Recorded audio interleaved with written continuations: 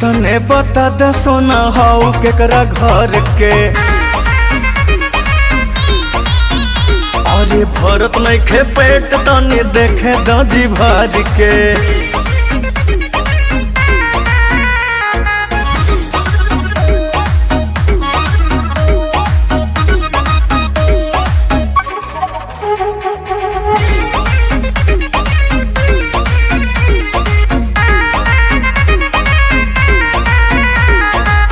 अखिया में बहुत गहराई बा, परियन से मिलत पर छाई बा। सादगी भी मारत बड़वे जान हो, खुदा के बहम पे एहसान हो।